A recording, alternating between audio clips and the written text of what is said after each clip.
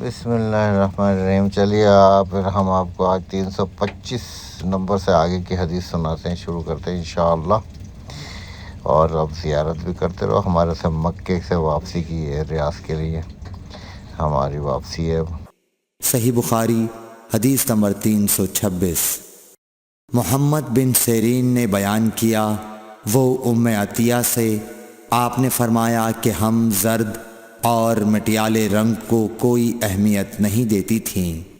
صحیح بخاری حدیث نمبر 327۔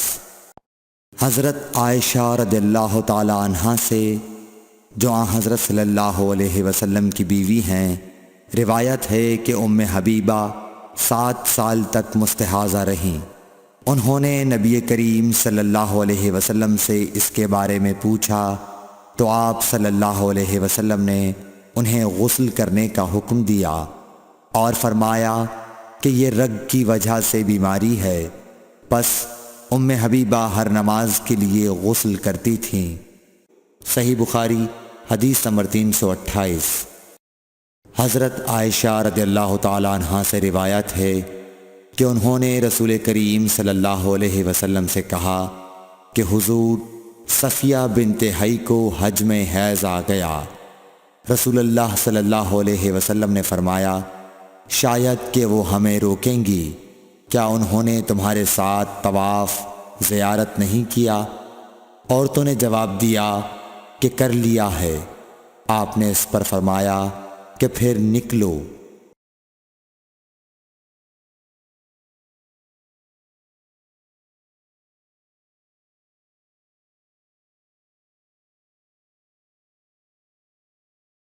صحیح بخاری حدیث نمبر 331۔ حضرت عائشہ رضی اللہ تعالی عنہا فرماتی ہیں کہ نبی کریم صلی اللہ علیہ وسلم نے فرمایا کہ جب حیض کا زمانہ آئے تو نماز چھوڑ دے، اور جب یہ زمانہ گزر جائے تو خون کو دھو اور نماز پڑھ۔ صحیح بخاری حدیث نمبر 332۔ سمرہ بنت جندب سے روایت ہے کہ ایک عورت ام کعب زچگی میں مر گئی تو حضور صلی اللہ علیہ وسلم نے ان کی نماز جنازہ پڑھی۔ اس وقت آپ ان کے جسم کے وسط میں کھڑے ہوئے۔ صحیح بخاری حدیث نمبر 333۔ عبداللہ بن شداد نے کہا کہ میں نے اپنی خالہ میمونہ رضی اللہ تعالی عنہا سے، جو نبی کریم صلی اللہ علیہ وسلم کی زوجہ مطہرہ تھیں، سنا کہ میں حائضہ ہوتی تو نماز نہیں پڑھتی تھی، اور یہ کہ آپ رسول اللہ صلی اللہ علیہ وسلم کے گھر میں نماز پڑھنے کی جگہ کے قریب لیٹی ہوتی تھیں، اور یہ کہ آپ رسول اللہ صلی اللہ علیہ وسلم کے گھر میں نماز پڑھنے کی جگہ کے قریب لیٹی ہوتی تھیں۔ آپ نماز اپنی چٹائی پر پڑھتے، جب آپ سجدہ کرتے تو آپ کے کپڑے کا کوئی حصہ مجھ سے لگ جاتا تھا۔ صحیح بخاری حدیث نمبر 334۔ حضرت عائشہ رضی اللہ تعالی عنہا نے بتلایا کہ ہم رسول اللہ صلی اللہ علیہ وسلم کے ساتھ بعض سفر غزوہ بنو المصطلق میں تھے۔ جب ہم مقام بیدا یا ذات الجیش پر پہنچے تو میرا ایک ہار کھو گیا۔ رسول اللہ صلی اللہ علیہ وسلم اس کی تلاش میں وہیں ٹھہر گئے، اور لوگ بھی آپ کے ساتھ ٹھہر گئے، لیکن وہاں پانی کہیں قریب میں نہ تھا۔ لوگ حضرت ابو بکر صدیق رضی اللہ تعالیٰ عنہ کے پاس آئے اور کہا، حضرت عائشہ رضی اللہ تعالیٰ عنہ نے کیا کام کیا کہ رسول اللہ صلی اللہ علیہ وسلم اور تمام لوگوں کو ٹھہرا دیا ہے، اور پانی بھی کہیں قریب میں نہیں ہے، اور نہ لوگوں ہی کے ساتھ ہے۔ پھر ابو بکر صدیق رضی اللہ تعالیٰ عنہ تشریف لائے۔ رسول اللہ صلی اللہ علیہ وسلم اپنا سر مبارک میری ران پر رکھے ہوئے سو رہے تھے۔ فرمانے لگے کہ تم نے رسول اللہ صلی اللہ علیہ وسلم اور تمام لوگوں کو روک لیا، حالانکہ قریب میں کہیں پانی بھی نہیں ہے اور نہ لوگوں کے پاس ہے۔ حضرت عائشہ رضی اللہ تعالیٰ عنہ کہتی ہیں کہ والد ماجد رضی اللہ تعالیٰ عنہ مجھ پر خفا ہوئے، اور اللہ نے جو چاہا انہوں نے مجھے کہا اور اپنے ہاتھ سے میری کوکھ میں کچوکے لگائے۔ رسول اللہ صلی اللہ علیہ وسلم کا سر مبارک میری ران پر تھا، اس وجہ سے میں حرکت بھی نہیں کر سکتی تھی۔ رسول اللہ صلی اللہ علیہ وسلم جب صبح کے وقت اٹھے تو پانی کا پتہ تک نہ تھا، پس اللہ تعالیٰ نے تیمم کی آیت اتاری اور لوگوں نے تیمم کیا۔ اس پر اسید بن حذیر رضی اللہ تعالیٰ عنہ نے کہا کہ اے آل ابی بکر، یہ تمہاری کوئی پہلی برکت نہیں ہے۔ عائشہ رضی اللہ تعالیٰ عنہ نے فرمایا، پھر ہم نے اس اونٹ کو ہٹایا جس پر میں سوار تھی تو ہار اسی کے نیچے مل گیا۔ صحیح بخاری حدیث نمبر 335۔ جابر بن عبداللہ نے خبر دی کہ نبی صلی اللہ علیہ وسلم نے فرمایا، مجھے 5 چیزیں ایسی دی گئی ہیں جو مجھ سے پہلے کسی کو نہیں دی گئی تھیں۔ 1 مہینے کی مسافت سے رعب کے ذریعے میری مدد کی گئی ہے، اور تمام زمین میرے لیے سجدہ گاہ اور پاکی کے لائق بنائی گئی۔ پس میری امت کا جو انسان نماز کے وقت کو جہاں بھی پالے اسے وہاں ہی نماز ادا کر لینی چاہیے، اور میرے لیے غنیمت کا مال حلال کیا گیا ہے، مجھ سے پہلے یہ کسی کے لیے بھی حلال نہ تھا، اور مجھے شفاعت عطا کی گئی، اور تمام انبیاء اپنی اپنی قوم کے لیے مبعوث ہوتے تھے، لیکن میں تمام انسانوں کے لیے عام طور پر نبی بنا کر بھیجا گیا ہوں۔ صحیح بخاری حدیث نمبر 336۔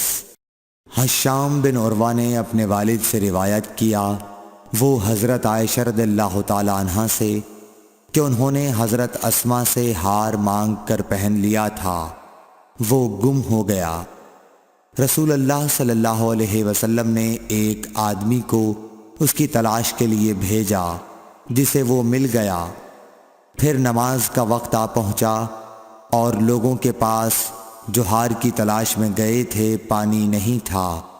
لوگوں نے نماز پڑھ لی اور رسول اللہ صلی اللہ علیہ وسلم سے اس کے متعلق شکایت کی۔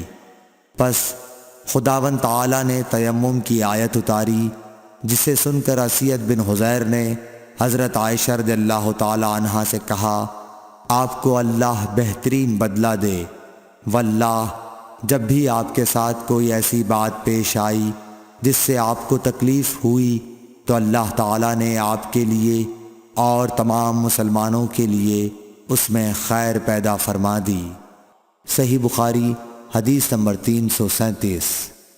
ابن عباس رضی اللہ تعالیٰ عنہ کے غلام عمیر بن عبداللہ نے کہا کہ میں اور عبداللہ بن یسار، جو کہ حضرت میمونہ رضی اللہ تعالیٰ عنہا زوجہ نبی کریم صلی اللہ علیہ وسلم کے غلام تھے، ابو جہیم بن حارث بن سما انصاری صحابی کے پاس آئے۔ انہوں نے بیان کیا کہ نبی کریم صلی اللہ علیہ وسلم بار جمل کی طرف سے تشریف لا رہے تھے۔ راستے میں ایک شخص نے آپ کو سلام کیا، یعنی خود اسی ابو جہیم نے، لیکن آپ نے جواب نہیں دیا۔ پھر آپ دیوار کے قریب آئے اور اپنے چہرے اور ہاتھوں کا مسح کیا، پھر ان کے سلام کا جواب دیا۔ صحیح بخاری حدیث نمبر 338۔ ایک شخص عمر بن خطاب کے پاس آیا اور عرض کی کہ مجھے غسل کی حاجت ہو گئی اور پانی نہیں ملا، تو میں اب کیا کروں؟ اس پر عمار بن یاسر رضی اللہ تعالیٰ عنہ نے حضرت عمر بن خطاب رضی اللہ تعالیٰ عنہ سے کہا، کیا آپ کو یاد نہیں جب میں اور آپ سفر میں تھے ہم دونوں جنبی ہو گئے؟ آپ نے تو نماز نہیں پڑھی، لیکن میں نے زمین پر لوٹ پوٹ لیا اور نماز پڑھ لی۔ پھر میں نے نبی کریم صلی اللہ علیہ وسلم سے اس کا ذکر کیا تو آپ نے فرمایا کہ تجھے بس اتنا ہی کافی تھا، اور آپ نے اپنے دونوں ہاتھ زمین پر مارے، پھر انہیں پھونکا اور دونوں سے چہرے اور پونچھوں کا مسح کیا۔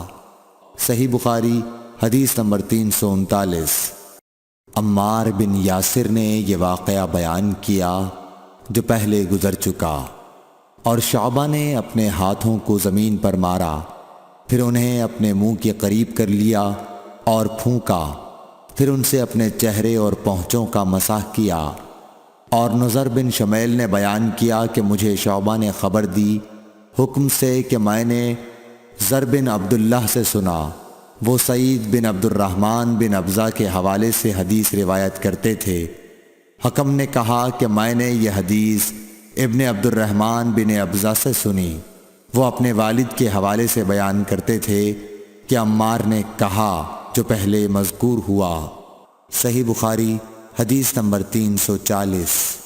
ابن عبد الرحمن بن ابزہ سے روایت ہے، وہ اپنے والد سے، کہ وہ حضرت عمر رضی اللہ تعالیٰ عنہ کی خدمت میں حاضر تھے، اور حضرت عمار رضی اللہ تعالیٰ عنہ نے ان سے کہا کہ ہم ایک لشکر میں گئے ہوئے تھے، پس ہم دونوں جنبی ہو گئے، اور اس میں ہے کہ بجائے نفخہ فیہما کے انہوں نے تفل فیہما کہا۔